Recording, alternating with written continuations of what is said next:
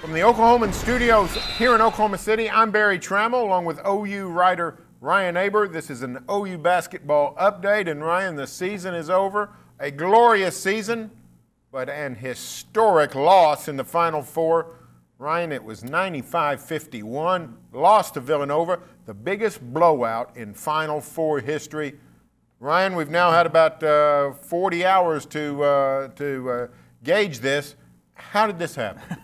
Well, it happened because, quite simply, Villanova couldn't miss many shots, Oklahoma couldn't defend, and on the flip side, it didn't seem like anything Villanova did defensively didn't work to slow down Oklahoma so many times. When teams threw defenses at Buddy Hield, Isaiah Cousins and Jordan Woodard hit shots that got him out of that. It wasn't that those guys didn't hit shots. They didn't get many shots and just could never get them forced to change anything, and it just snowballed there in the second half. What does a loss like this do to the legacy of this OU team? Every Final Four season is celebrated. Every Final Four team is remembered long in a school's history. But does this loss take away from the Final Four legacy of this team? I think in the short term it will a little bit, because it's going to take a long time to forget 95-51.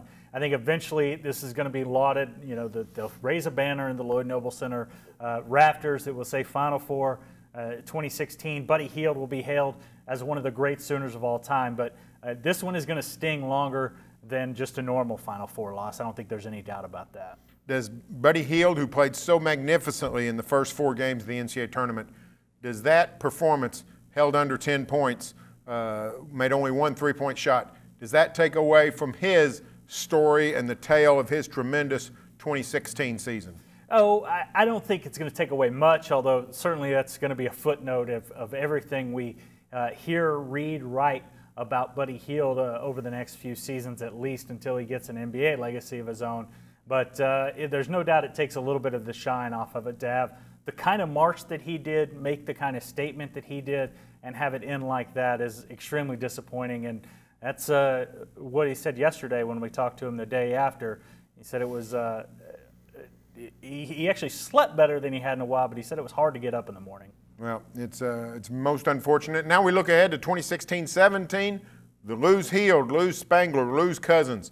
What do you look for from Oklahoma basketball next season? Well, I think we saw some encouraging signs late in the season with the way that Christian James, Jimani McNeese, and Dante Buford played. Now, there's a lot of offense to replace in this group, and it's hard to imagine those 3 guys taking those kind of steps forward, although Christian James had the look of a guy who can be a star in the future. It's going to depend on recruiting and how the guys that come in do. They've got Jordan Woodard. Do they move him back to the point, or do Cameron McGusty and or Darian Strong, 2 of the guys that are coming in, take over that spot? And then in the middle is going to be a big question, because Spangler's done so much for this team defensively and offensively down low the first few years. For the first time in a long time, they don't have that kind of presence inside.